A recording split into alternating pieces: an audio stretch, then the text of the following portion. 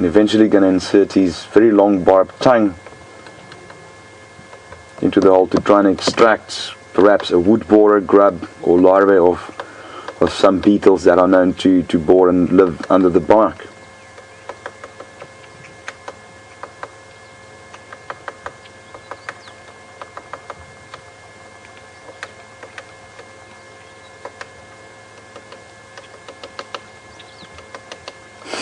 Like a little hammer.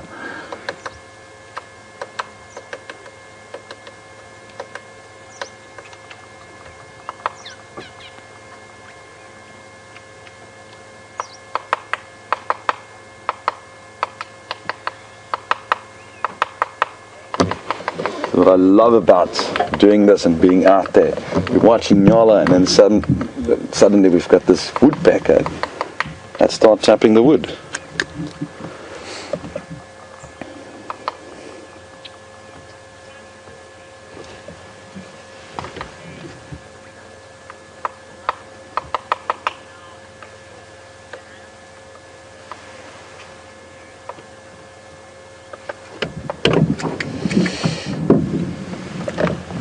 Well, we're going to be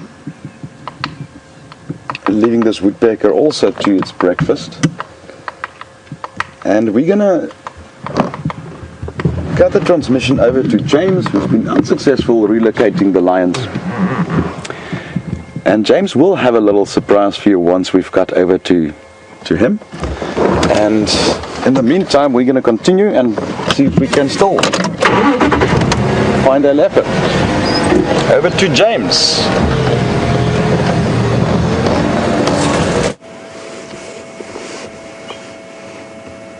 Welcome back, everybody, to Djuma. We have basically destroyed most of Andrew's clothes. He's cut and scratched. I've lost various bits of pieces off the car as we've searched for these lions, and I'm afraid we've come up with nothing at the moment. We've come across to this waterhole. This is the general direction that the lions were coming, and we found that grey heron standing on top of a hippo, which is just a fantastic thing to see. A nice respite from the trials of searching for this hunting pride of lion. We're not sure where exactly they went. We were following the young male through the block, and we got stuck in some very thick vegetation, and unfortunately we were unable to stay with them because they crossed a little drainage line that not even this fine Land Rover I'm driving could cross. I'm slightly afraid that half the fluids are leaking out of the bottom of it, but that time will tell, I suppose. So there's just a great feeling around the bush this morning of aliveness. Yesterday there was a very kind of soporific tiredness about the place, and now everything just feels alive. We've got that beautiful sighting of a grey heron lurking on a hippo's back, like he's an island, and the hippo doesn't look too fussed by the whole thing. We've got a white-breasted cormorant in the background. We've had some kingfishers fishing here, and it's just a lovely atmosphere, kind of a fizz in the air. Perhaps. But I'm going to go back that way because that's the direction that they were going in, and we'll see what we can come across. There are quite a few people out here trying to find the lions at the moment, which is nice. So we have some help. We're not all alone in the world.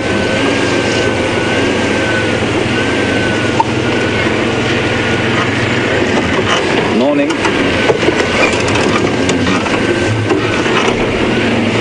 Got where I was going for a second there.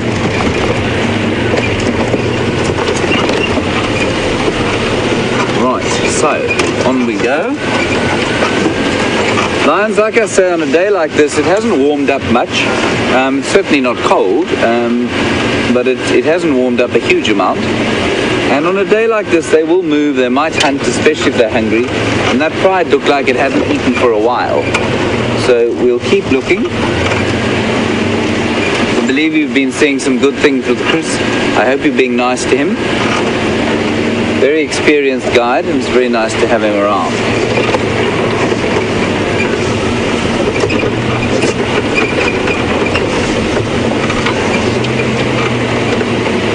not sure when this pride last ate. We haven't seen them for a few days. I know they were chasing an impala yesterday, but apparently missed it. You saw them chasing that kudu. I hope you saw it. I'm not sure. Andrew's not sure how much of it he got. It certainly gave me an enormous adrenaline surge.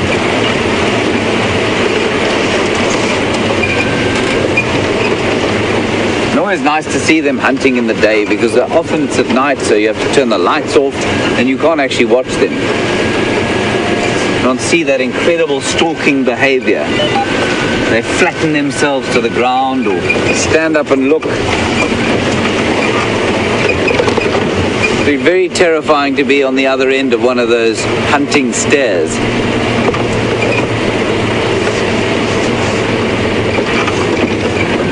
So we think they were coming off in this direction here.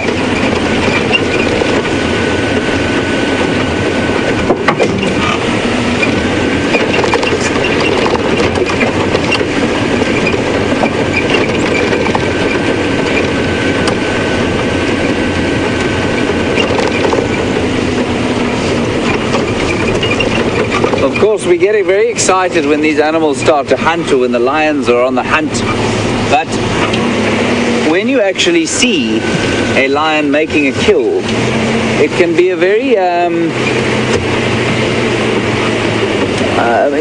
bordering on traumatic experience, because something have the life snuffed out of it is kind of, it's very primal. It's a on the chase and on the hunt, and they're going to kill it. A piece of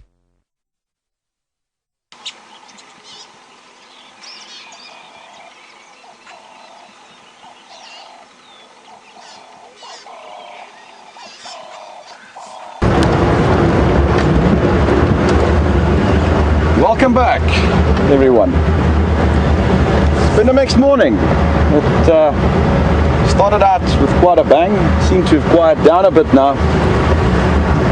James is still out looking for those lions. We just had audio. Up ahead. Bear in mind, the human ear can hear lions up to 8 kilometers away. They can obviously hear each other a lot further. So the plan still stays. We are still going to keep driving until we find them, or not. There's no guarantees out here. It's dynamic. It keeps changing. And that's what makes it exciting. And that's the beauty of this concept of safari. Whether you're live via Wild Safari Live, or actually on the vehicle in Africa, it's the excitement of the chase. The anticipation of, are we going to see X and X? What's going to transpire? What's nature going to show us? And one should be grateful for every little creature that does come up. Just the privilege of being out here already is such a reward for us guides, presenters.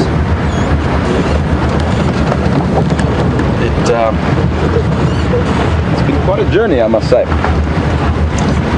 Some of the readers who might tune in late, we've been chatting quite a bit about my career, my experience and so forth. And I remember one of my mentors used to tell me, I was still a very young guide, a lot of expectations about the industry. And he said, you must always remember, being a nature guide is not a job, it's not a calling. It is a lot of things in one. It's your calling, your job, your career, your hobby, your passion, all of that. And if you ever lose that, you should leave the industry. And I can honestly say, after 15, going 16 years of professional nature guiding, the end is still not in sight.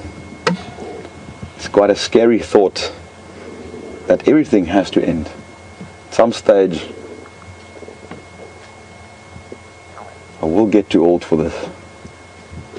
But if I can postpone that day as far as I could, I would.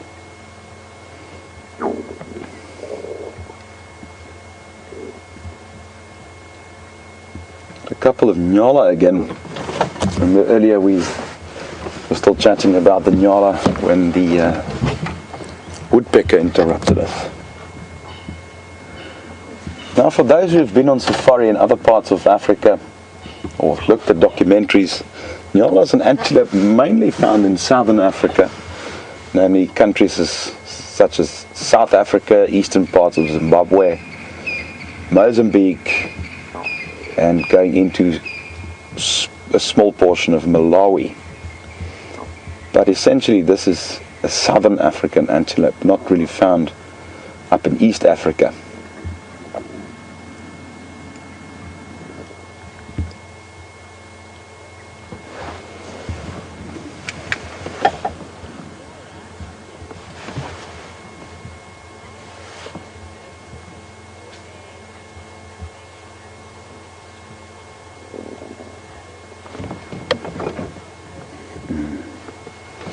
Hi Laura from Alabama. Laura wants to know whether we are allowed to interfere or assist if we see an injured baby animal, or I assume then any animal for that matter. Laura, basically with the management plan that's in place within the Greater Kruger region, the whole idea is to strive towards near natural conditions, and therefore we try and limit our interference. The general rule of thumb is that we do not interfere. We wish for nature to take its course, and an animal that's injured we therefore then leave alone. There is, however, some occasions where an interference is warranted. Now the rule of thumb there, or the management mandate that the ecologists have here, is that if it's a condition that is man-induced, we will interfere. Let's say an animal's been run over by a car or something like that. Yes, in those cases they will interfere. Another occasion is if it's a critically endangered animal, something like a cheetah, for instance, or wild dogs, you know, the very, very endangered mammals that we have here. Interference are often warranted if that's the case. But generally speaking, I would go as far as to say probably with 95% of the species here that we do not interfere. It is sometimes very hard, especially when you have predators involved. During the course of my career, I've seen some very sad moments, I must say. You know, I always say Africa, you know, has its dark side and its light side, and just like the good old yin yang, good versus evil type of thing, Africa would be incomplete without that little bit of darkness.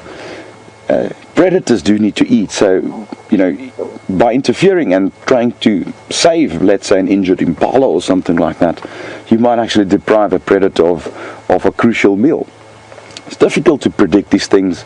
You know, a lot of scientists go about it using what we call the butterfly effect. You know, when you step on the butterfly and thousands of years later you might actually have an effect on evolution. And also, I don't want to go that deep, but yeah, we try and let nature take its course and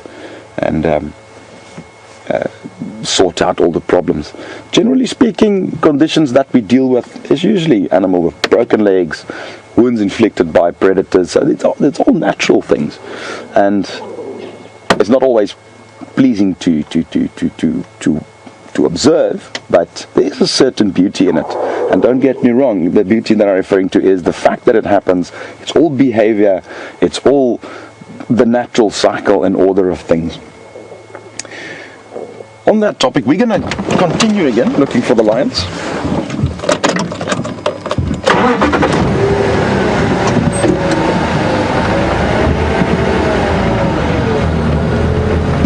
just got word that James is back on the vehicle. Still no luck with those lions, but I'm going to link towards James while we continue our search for the lions and basically anything else. And thank you for listening. Over to James.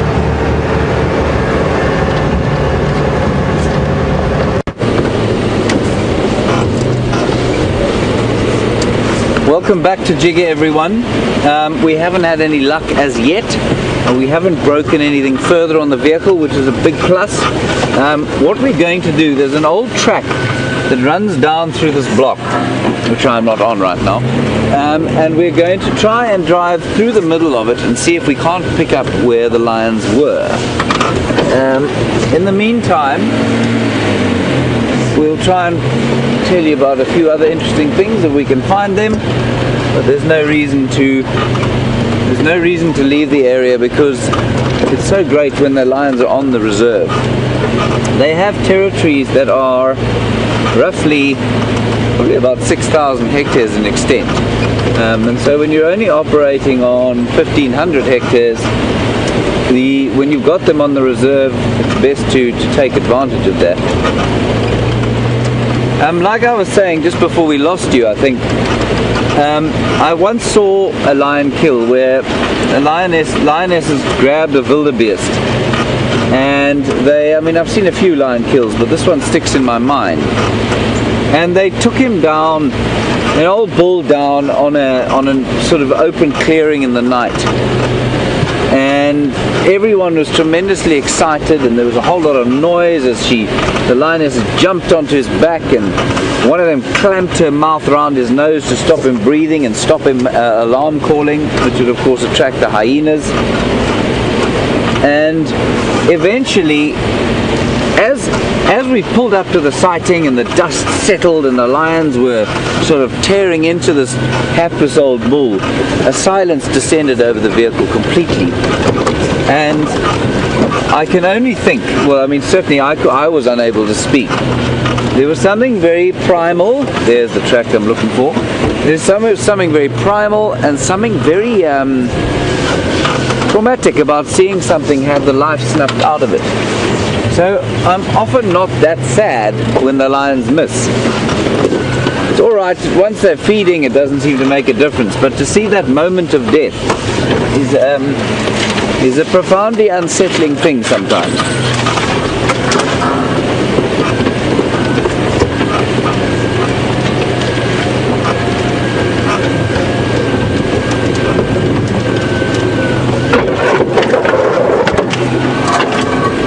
Cloud is lifting slightly. Not sure if you can see, or if you can see off there into the west, you can just see the Drakensberg mountains.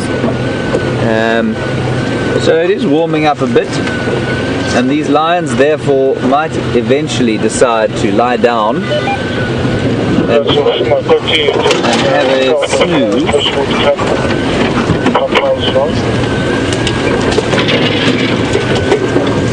And to get a update there.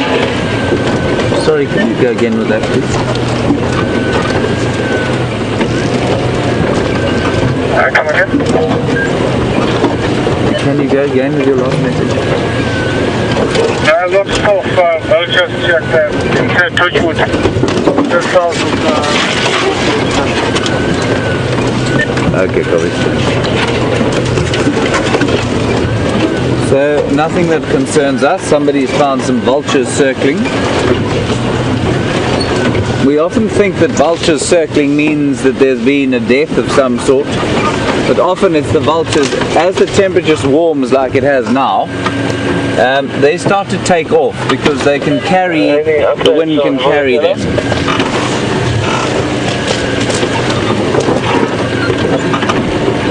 Vultures and all manner of big birds of prey, except the batelier, find it very difficult to fly when there isn't any heat in the air and there are no thermals rising. Right, now we last had sight of the lions coming through into this area from over there, when I got stuck in something akin to the windy, impenetrable forest without the chimpanzees, of course. I'm going to attempt not to get stuck again, but you'll never know.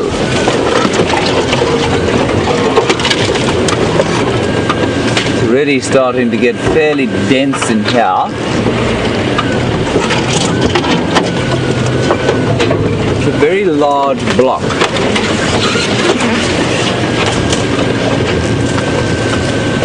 Seeing something tawny through there, but I don't think it's a lion.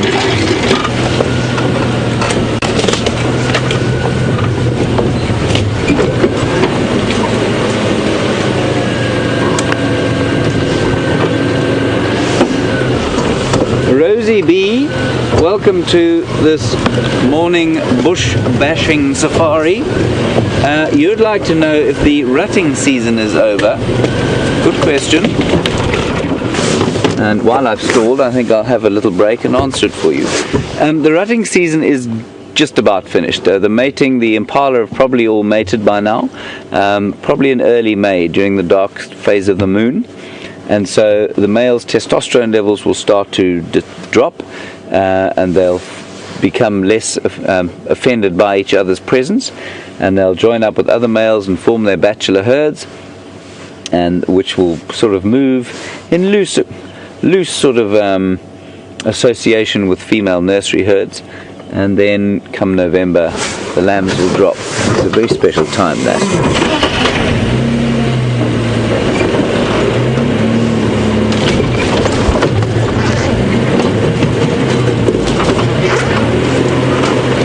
Now you get to look at my ugly mug while I drive backwards.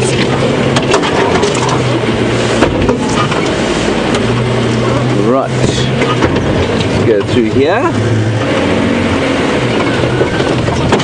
Strong smells everywhere as we crush some of the vegetation, which is quite aromatic.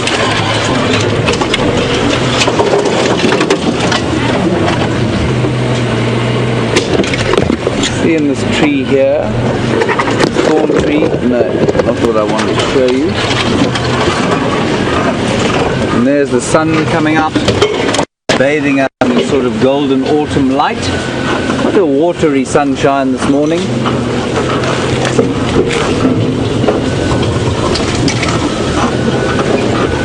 And this is round about where I suspected they were going to be.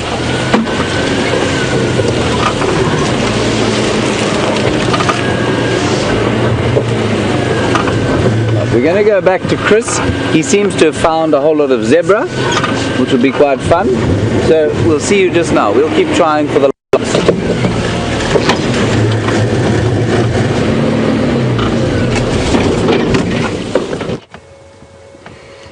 Welcome back, everybody. Now, while looking for the lions, we've managed to find arguably one of its favorite prey animals. And these guys need no introduction, I'm sure. I've got a little trivia for our viewers, and this might have been a question that you might have heard before, but in a nutshell, I mean, we don't want to go too technical, but in a nutshell, what is the function of the stripes of a zebra? What is the main function of the stripes of a zebra? You can send your answer to questions at WildEarthTV or hashtag SafariLive on Twitter. What is the main function of the stripes of a zebra?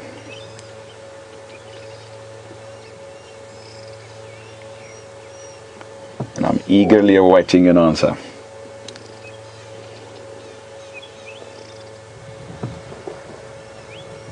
This particular part of the park is not known to be home to large numbers of zebra.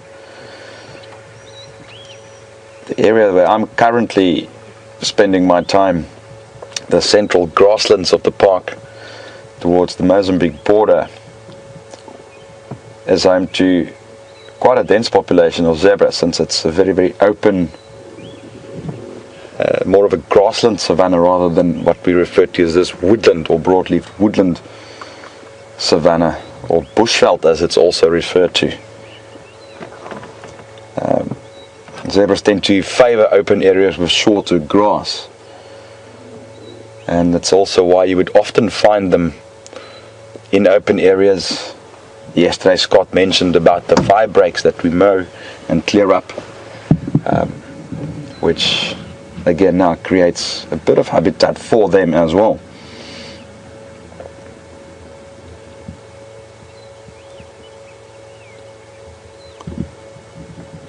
It appears to be a very typical group composition of zebra,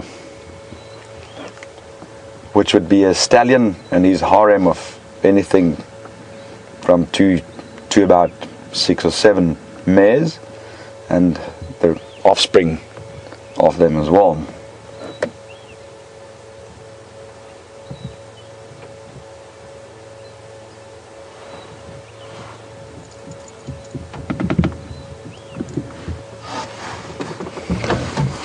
Just move on a little bit.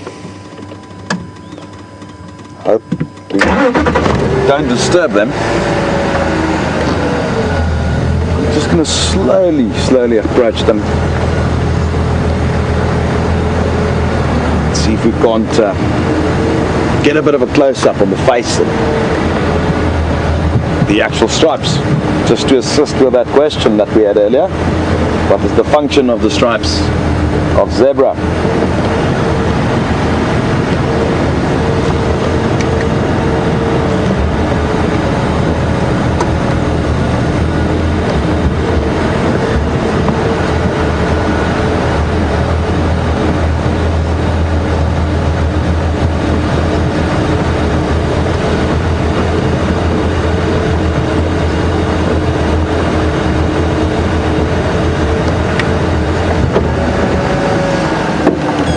We seem to have an answer from Ray from Las Vegas regarding the stripes. Now Ray says the function of the stripes is to confuse predators, because predators will not know where one zebra will start and the next one will end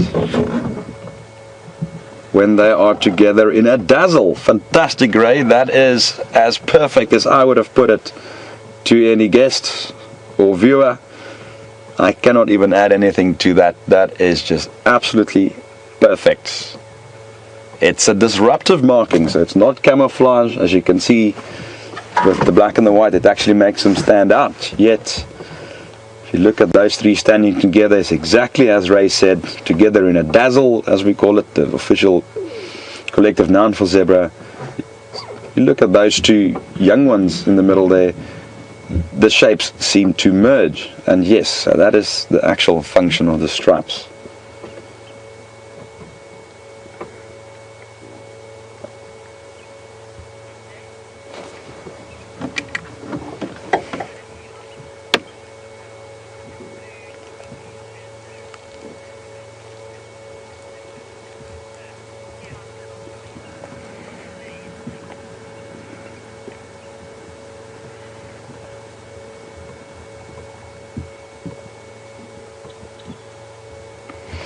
Now there are a few other answers as well coming in, most of them correct, so just thank you to everybody who's submitted their answers. I know we had the winner, but everybody is a winner here, and thank you for sending your answers.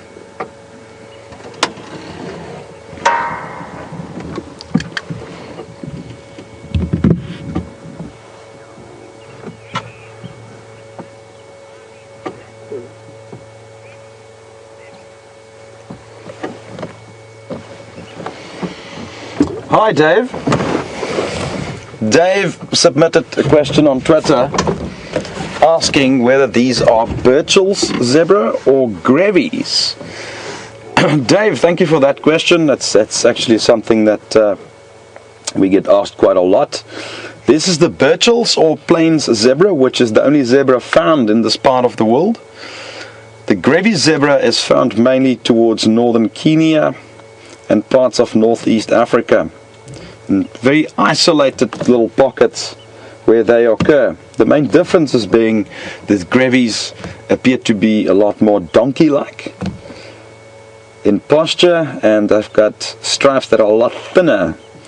Hundreds of small, thin little white and black stripes, not as broad as that of the Burchells. The only other species of zebra that is found is the mountain zebra, of which there's two varieties: the Hartmann's mountain zebra found in northern Namibia and southern Angola, and then proudly South African, our own Cape mountain zebra, which is found in parts of the Western Cape province, and which is a zebra that is only found in South Africa. But this is the most widespread of the zebra species, the Burchells, found all the way from here right up into parts of northeast Africa.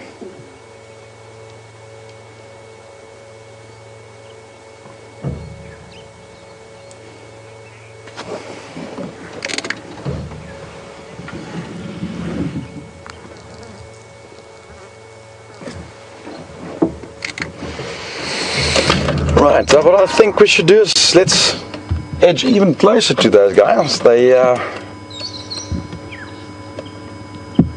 blocking the road somewhat, but we're going to continue searching for our elusive feline friends.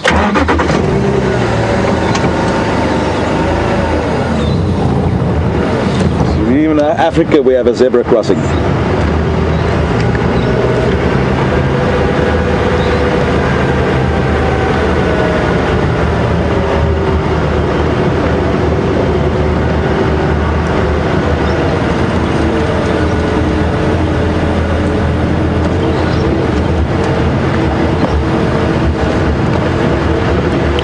Hi Juliet from Wyoming. Juliet wants to know the stripes on the Nyala that we saw earlier. Is it like the zebra, unique to each and every individual, much like a human fingerprint? And the answer is yes. No two Nyala will have exactly the same stripes. So it's not as distinct as you would have with zebra, but yes. And the same would go for kudu. It would definitely be different with every single individual. Scott, this is quite a sizable herd of zebra for this part of the world, I must say. It is indeed. I haven't seen them for quite a few days now. I'm surprised at how relaxed these zebras are in terms of proximity to the vehicle. I found the area where I'm currently conducting my safaris, they tend to be a lot less relaxed. We are in quite a remote part of the park where we are quite far from tourist roads, and the zebras in that particular region will never allow us this close to them with the vehicle. So for me this is quite a treat to just be able to be this close to. And as a person who have my own horses back home, I can, even after all these years, sit and watch zebra. I mean, I often ask myself, you know, even after having studied all of this, I mean, it still baffles me. Why? We know why. Why the stripes? I mean, why does no other horse worldwide have that, and it's only zebra?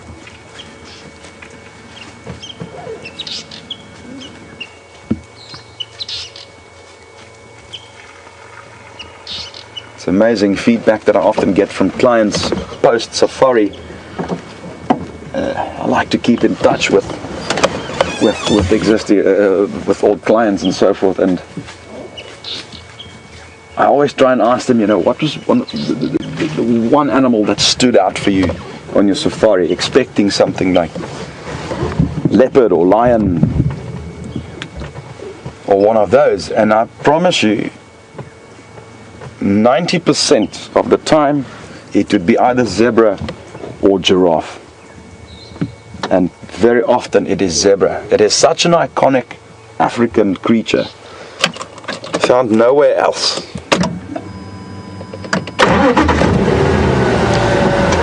Just slowly push through them.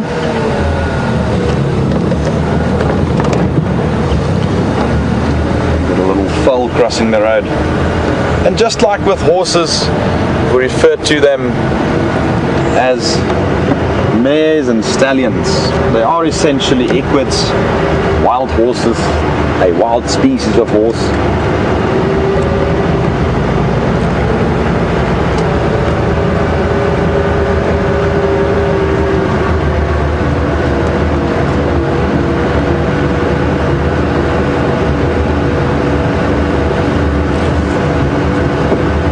Welcome, Georgie from Australia, who would like to know, she noted that one of the zebras does not have as much or as many stripes on its front legs.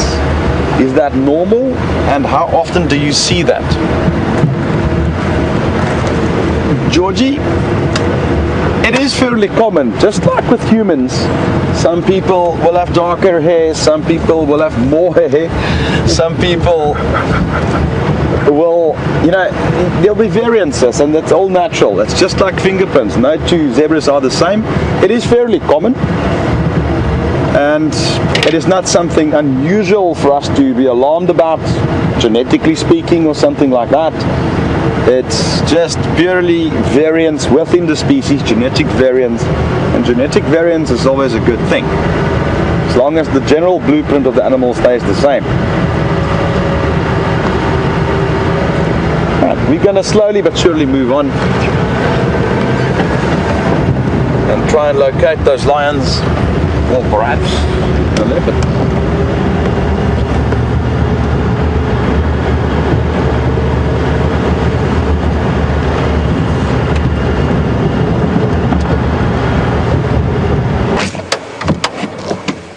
And he would like to know, is that common, and why is that? Adam, thank you very much for your question. With zebra, again, very similar to the previous question, it's all genetic variants. You are bound to find that often. In fact, if you go very close to these zebras, you'll find that even though the stripes appear black, it is actually brown hair. Now bear in mind, what you see as black is basically the pigment melanin, which is actually brown. So some zebras in the stripes will have larger densities of melanin within the hair, and some not, which will result in probably more of a brownish color compared to black. It's also across the species with the Hartmann's mountain zebra, which will have brown stripes and not black stripes, especially when you're up close. So yeah, thank you for that. Scott yesterday mentioned steenbok, and here we go. It's not often you see the male and the female together. This is the male. You can see that they got these small little pencil horns. One of our smallest antelope here, about 30 centimeters, 30-40 centimeters shoulder height, tiny little guy. And it's also one of our monogamous antelope as well.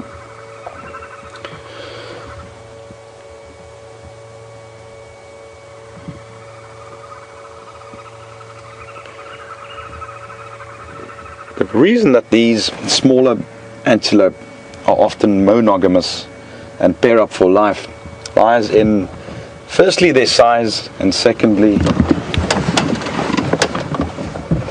their feeding habits. Now, if you look at mammals in general, the smaller the creature, the higher and faster its metabolism would be. And this necessitates it to feed on a much higher quality fodder. Now, steenbok here, the general grass that you see in the area, the general leaves are not quality enough for them. They're looking for very special isolated little clusters of herbs and forbs and so forth, and these are plants that don't occur in high densities. These plants need to be, or put it that way, they need to find themselves a small territory. And you can imagine if there was 20 or 30 of them around in the same space and they find this one little forb or herb, there's not going to be enough food for all of them. So they have evolved the structure where the male and female collectively will have a territory roughly about 2 to 4 hectares in size, and they will defend that actively against other pairs, especially the male. So because now you have a lower density of these small antelope, they don't occur in herds. So now access to females will then also be limited. Therefore, it's rather opted to have a monogamous structure where a male can pair up with a female for life, and he's got his female, and every year he can propagate his genes. Remember that these resources are all for genetic propagation. It all links back to propagating your own genetic material. And that is why you find that a lot of these smaller antelopes have small territories, actively defended against other pairs, and much higher nutritional need, and that's the reason why they have these territories. Let's move a little bit forward.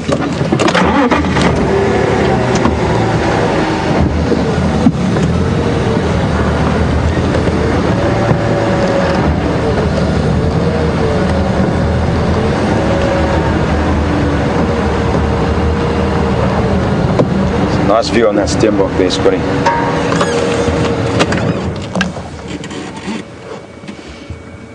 The question for the viewers: what is the smallest antelope found in South Africa in total? Not necessarily the Kruger Park. A little bit of a hint there that I gave away. See if anybody can come up with the smallest antelope in South Africa. The steenbok are right up there, but it's not the smallest. Potentially this would make it pretty much the smallest antelope for this particular region. But we want to know which is the smallest antelope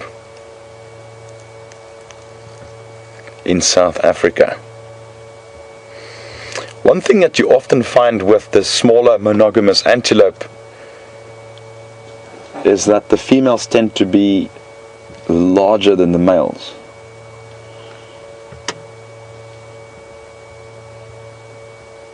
He's courting her. Gentle touch with the front hoof on the flanks. It's a very typical antelope courtship method.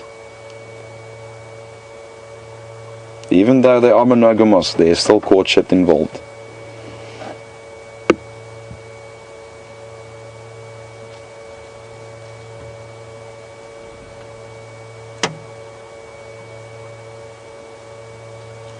We had an earlier question about my favorites. This is definitely amongst my top as far as the smaller creatures are concerned. It's such a pretty little antelope. It appears to be so delicate. Yet found pretty much all over South Africa, with the exception probably of true desert and the coastal forests. But very, very wide habitat tolerance though, in spite of the nutritional needs.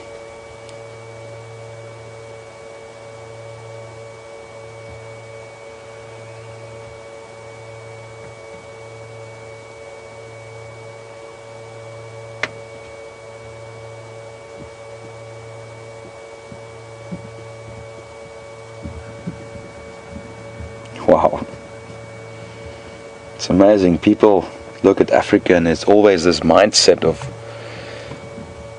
the big five and lion and leopard, and I always compare it to eating a cake. This might sound funny, but a cake consists out of the sponge. You've got the inner, you obviously got the outer, the icing, and then the cherry on top.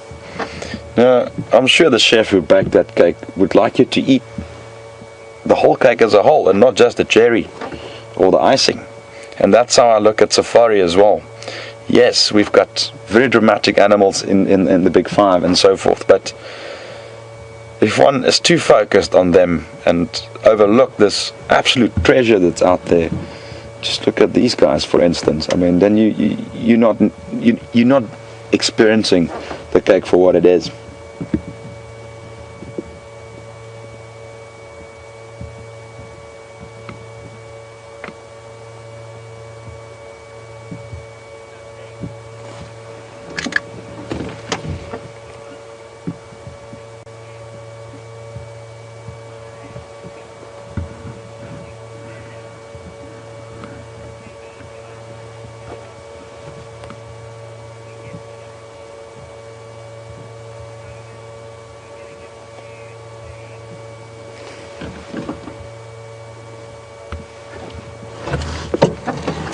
we're going to be moving on.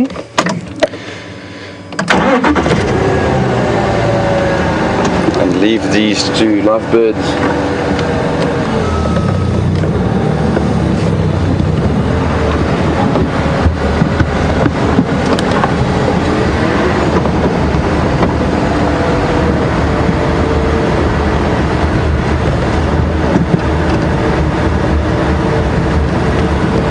There seems to be answers streaming in regarding the answer to my question, what's the smallest antelope in South Africa?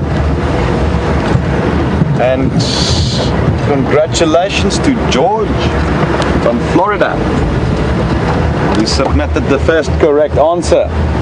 We've had answers of Sunni, Dik, Blue Duiker, amongst others. And thank you, George, your answer is correct, and it is in fact the blue duiker, which is a forest specialist found along our coastal forest to the east and south and into the fynbos area of the Western Cape. So congratulations. In everybody else's defense, the Sunni is very, very close, and for a long time it was believed to be the smallest, but research in the late 80s have concluded that the blue duiker is in fact the smallest in South Africa.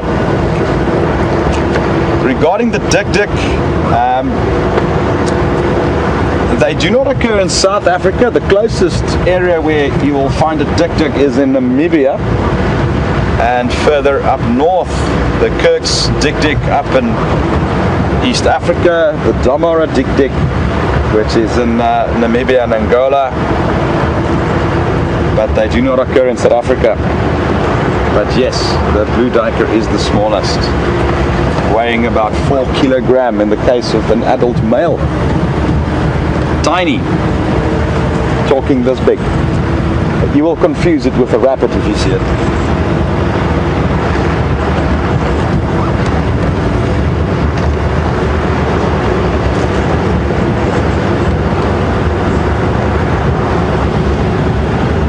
Awaiting an update on James.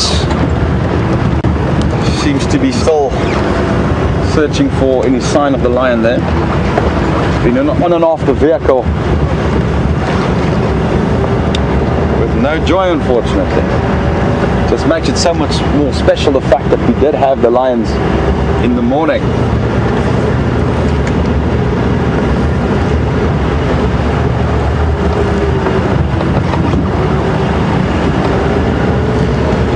So while Scott and I will reformulate our plan, that's another thing about being out here, is you adapt. So we're going to keep on going, and in the meantime I'm going to send you over to James to see what he's up to.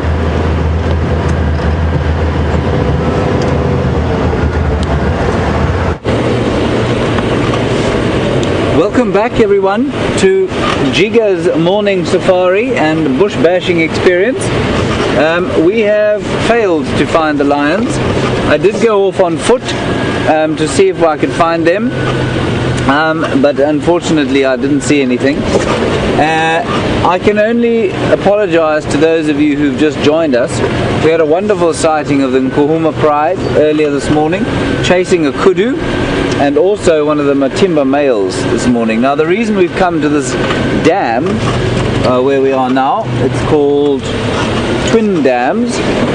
I'm not sure where its twin is, but Twin Dams, apparently there was somebody had heard a lion from some way off, and we've also come across a game drive, which is not ideal. Anyway, just say hi to them quickly. Good morning. Good morning. How are you? Where's our leopard? Just under your car, actually. Look careful. Somebody said they heard lions calling here. You didn't hear anything in the area? Not since we've been here. Okay. With Andrew while he was down. Okay. All right. Yes. Hello. Oh, good heavens. How are you? Good, how are you? Yes, full of joy. We're on live streaming at the moment, so it won't stop the chat. But we'll catch up. That's amazing. That's a friend of mine who I didn't know was here. Astonishing.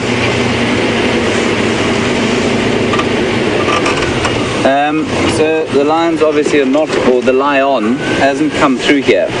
So what I'm going to do is wind my way back down towards the east and see what we can find.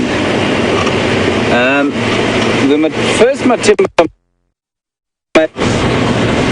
about 300 meters to the east of where we are now. And so I'm just going to follow up in that direction and see what else we can see. The light, as you can see, is coming and going as it's polarized by the sun, and it's warmed up quite a lot. Now, I do have to make a confession to you. I told you a lie yesterday. It wasn't an on-purpose lie, but it was an untruth nevertheless. We spoke about, somebody asked a question, and I'm afraid I forget the name, about fossils in Africa, and we spoke about Lucy, Australopithecus afarensis, and I said that she was found in the Stakfontein caves just near Johannesburg.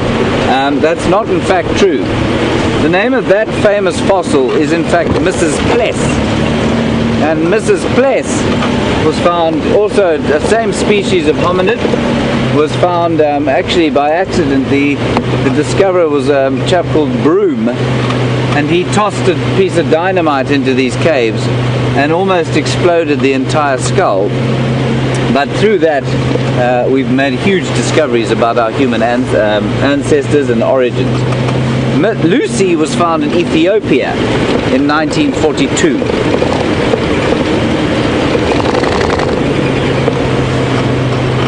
So I'm sorry about that.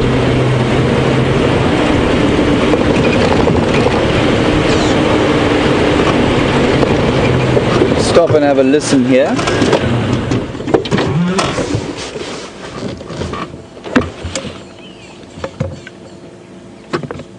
There's a very common bird calling now. Alarm calling. There, Andrew, he's on the bottom of that acacia there. That's a really nice sighting of them. We don't often see them quite so well.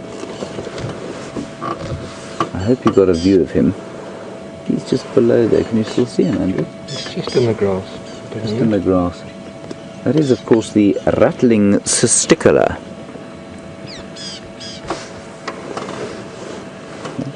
The rattling cisticola is a totally nondescript brown bird with a sticky up tail, and is identified mainly from its rattling call.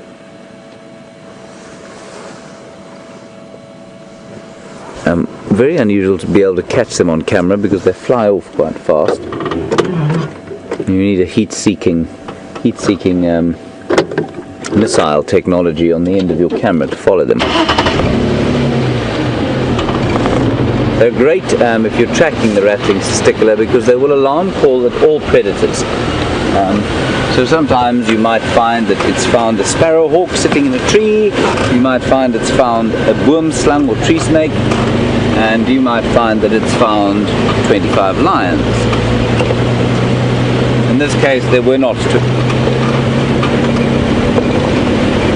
6 weeks in hot water and apricots. They can taste okay, but it's a bit like eating a ball of string. They're much prettier to look at than they are to eat. And that's the helmeted guinea fowl. You can see their funny little helmets as they're scrabbling in the grass. So the morning is now sort of coming to a very peaceful sort of hiatus where the robins, the white-browed scrub robins, are calling their normal sort of mid-morning call, and the insects, those that are still around in the winter, are buzzing about because it's now started to get quite warm, and And things like these guinea fowl with their little scrabbling noises make for a really peaceful sort of sense of wilderness. And I hope sometimes that we're able to transfer that sense of peace through to you, because it was high action this morning, and now it's just kind of, the bush is almost taking a breath. It's exhaling and almost going into a bit of a slumber. It's one of the main reasons I love to live out here. Is that no matter what the tensions and stresses of life, come out here and inhale the fresh air and experience the sun in your face and listen to the birds. It's a most tremendously peaceful and peace-giving experience.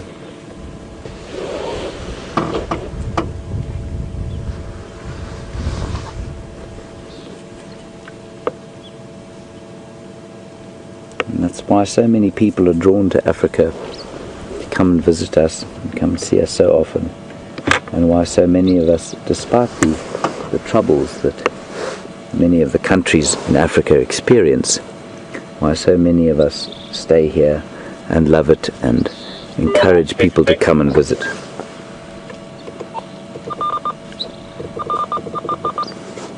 So we're going to take a little drive forward and just wind our way towards where we saw the male lion this morning. I know he's not there anymore, but it might be quite interesting to see if his brother's tracks haven't popped out, and if they haven't, if Mvula's tracks have popped out.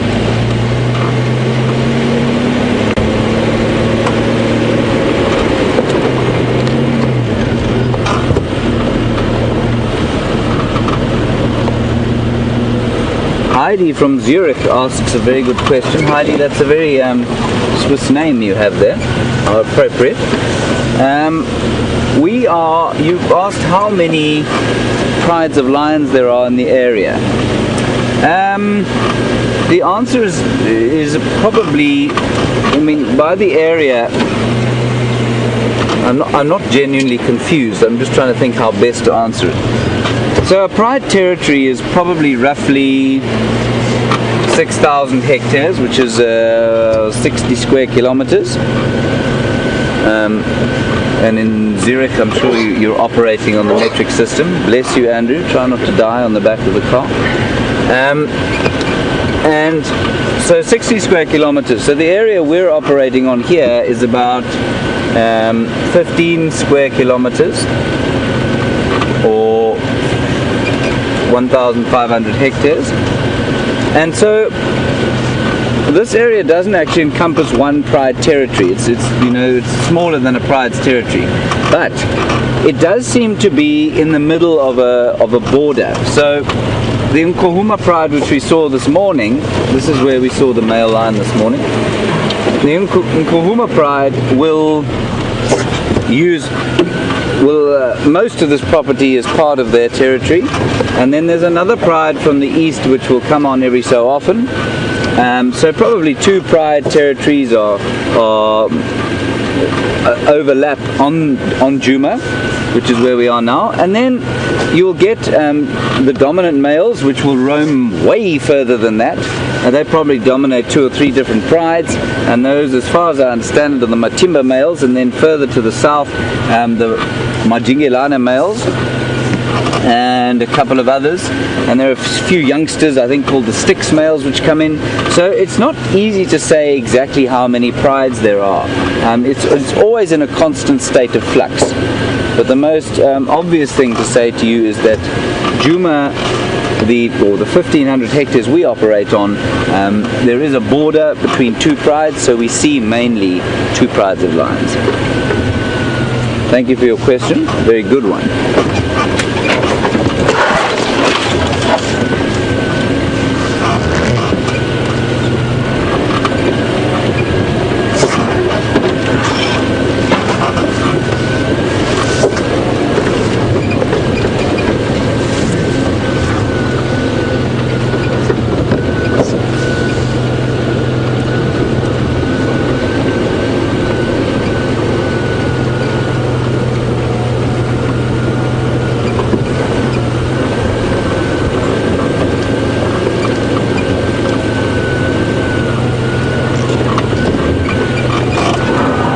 We have a question from Craig in Bonnie, Scotland, but apparently his surname could well be South African. So tell us where you're originally from, Craig. But Craig is currently in Scotland, and if he is a South African, it's no wonder he's staring longingly at this computer screen.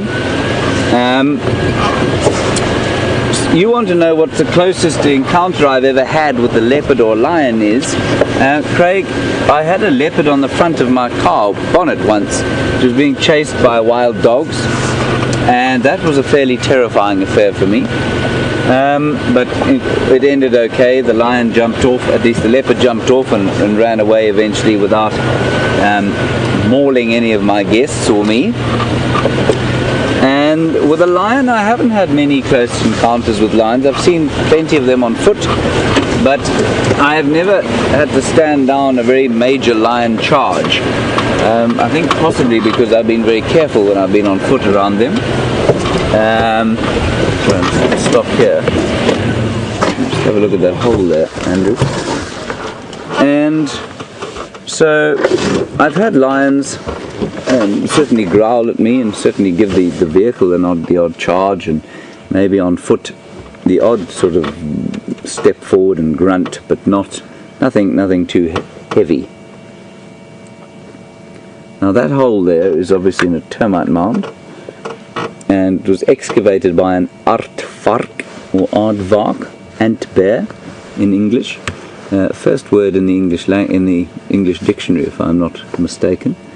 And once it's been dug out like that, it would be used by all sorts of other little things. So warthogs would go in there, snakes would go in there, so you've got to be a bit careful if you're a warthog that you don't find it home to a resident member. Pythons will go in there, mongoose, hyenas, wild dogs will use them as den sites. And we're now getting to the birthing season of the wild dogs, and we really hope that we might have a den site on Djuma. Wild dogs, of course, range over 450 square kilometers, so I mean that's a massive amount of land. That's 45,000 hectares. And so if we were to get them on our little patch here, it would be just very special indeed. But that's the kind of hole that they'd be looking for. All right, on we go.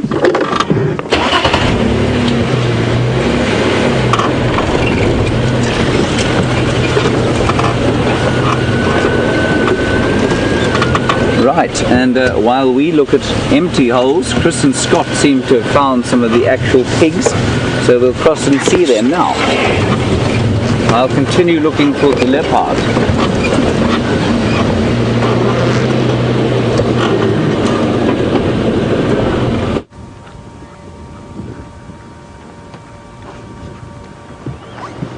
Welcome back, everyone. Hope James has been entertaining you. I believe James has found these guys' home. The warthogs. From one iconic African animal to another, we had the zebra, and this is definitely one that's always high on the list of species that people wish to come and see in Africa. One of the two wild boar species that's found in this part of the world. Other one is the bush pig. Obviously this is the warthog. The bush pig, which is more of a nocturnal creature and not so much found in these parts of the world, but have been recorded, but it's not very common to see the bush pig. The bush pig will remind you a lot more of a type of wild boar that you will see in Europe and other parts of the world. You see, warthog's got a very short neck, like most pigs, and well, firstly they are omnivores, but the bulk of their diet is basically grass roots and bulbs and tubers that they dig out using their noses, and also they use the tusks to uproot these things. And you can see this one is bent down on its front knuckles in order to reach. Got another question for the viewers. Since we have a dazzle of zebra and all sorts of funny collective nouns for these creatures. What would be the collective noun for warthogs? Little hint, this would be the same as for pigs in general. What is the collective noun for warthogs or pigs in general, as it is actually the same word? While we await some answers being streamed, which you can obviously send to hashtag Safari Live on Twitter, or alternatively email us your answer to questions@WildEarth.tv.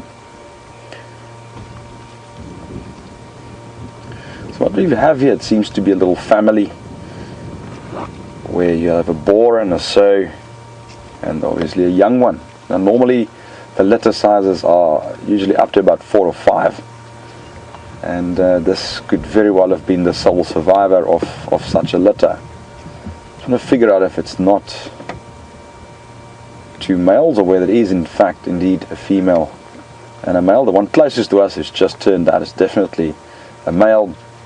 If you look at the so-called warts on the face, you see where he's scratched now. He's got this protrusion on the cheek. It's not really warts, it's just a cartilage protrusion to protect the face from fighting other males. And you can look further down closer to the tusk, there's another set of protruding warts. That indicates that it is a male. The females only have the set of warts on the cheeks and not the ones just above the tusks.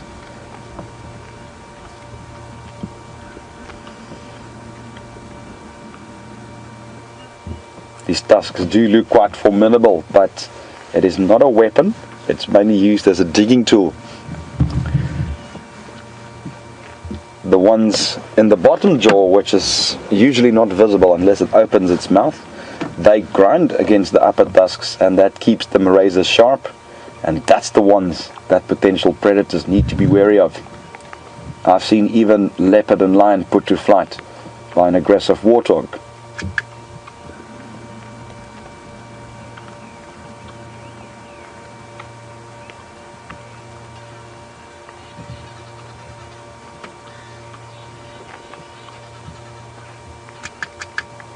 Seem to have an answer coming through on that question from Kathleen on Twitter, and Kathleen says the collective noun for warthogs and pigs is a sounder, and that's 100% correct. We've also had a number of correct answers, and congratulations to everybody who had that right. It is indeed a sounder.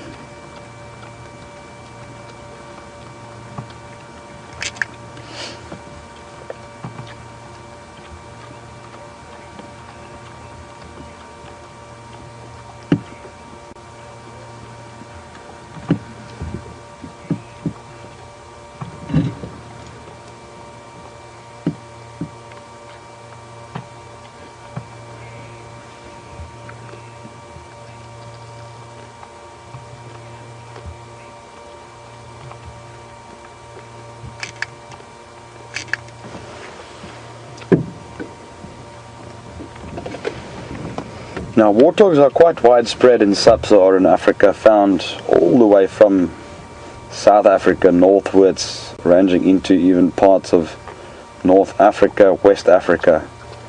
And in terms of conservation status, it's an animal that's not endangered.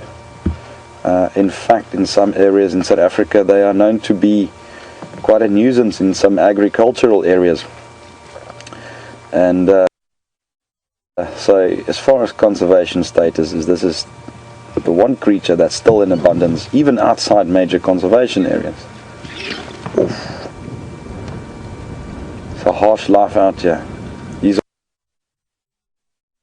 obviously found a very, very tasty little piece of grass or tuber of some sort and just chased her off there now.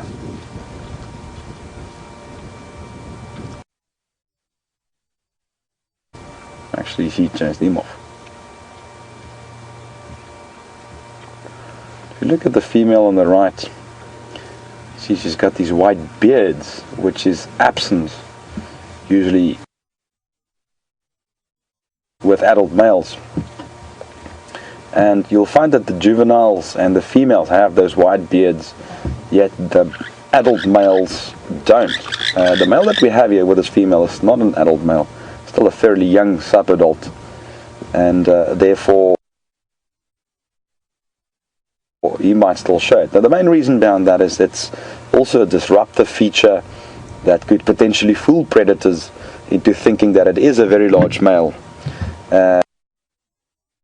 That white beards might glister in the sun, and that at a distance might even mimic the appearance of tusks, which could potentially deter a predator. This is a fairly large female. I must say, it's not often you see such a large female, or a sow as we refer to.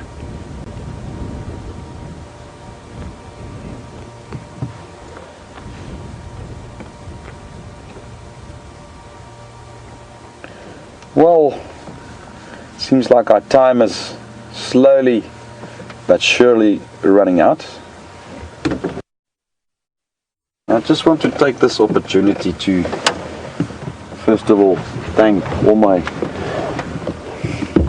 ex-colleagues Scott and Brent, who's not with us today. He'll be back soon. Just for the opportunity to come. And it's good to see some old faces again.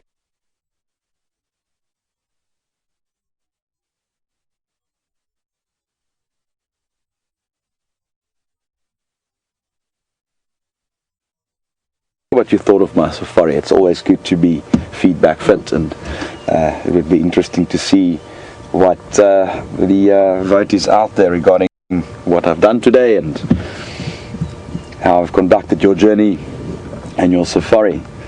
And yeah, we're going to slowly start pointing homewards, and join us again for this afternoon for the safari. I won't be present, I'd be on my way, but you never know, maybe you'll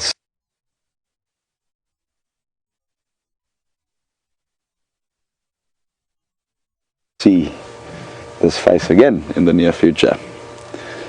So just a thank you to everybody, and over to James.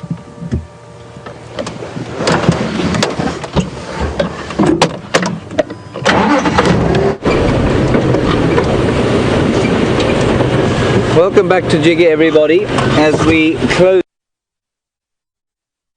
off the morning game drive. It's been a pleasure having you with us. I'm just going to probably keep moving slightly. Try not to break the car again. We've got about 3 minutes left, and we've had a spectacular morning. We've seen lions, we've seen buffalo, Chris has seen warthog and nyala and impala. He's shown you some fascinating birds, and I must thank you for being nice to him. Feedback is that he hasn't burst into tears, which is always a plus. I nearly burst into tears on my first drive. I didn't really, and I'm sure he didn't either. So thank you for that. And it's just been a really productive morning after some fairly quiet ones, and we're very grateful to the powers that be in the wilderness who've given it to us. And I have feel it, like I was saying to you earlier, it's a very peaceful atmosphere about the wild today. We'll be back obviously later on today at about I've forgotten what time we're going out. We're going out at 3 o'clock this afternoon for us. I'm not sure what time that is for you, wherever you are in the world. Some leopard tracks there. And we'll try and see what we can see. Please keep your eyes on the cameras at the dams. It's really good to have your feedback from them. We really love to hear from you, and we love your questions. And remember, there are no stupid questions. I may give a number of stupid answers, but there's certainly no stupid questions. And so keep them coming. And any comments you have, suggestions, things you'd like to see, things you'd like us to explain on the afternoon game drive, please send them through as well. So I'm just going to go and stop up on the clearing here, and we'll have a look-see over the expanse of African wilderness that we have at our disposal here. Remember, you're driving through 3.5 million hectares of the Greater Limpopo Transfrontier Park, and Djuma is just 1,500 hectares of that huge expanse. So that's about 8 or 9 million acres that we're part of, and it's a great privilege for me every day, and I think. See you later.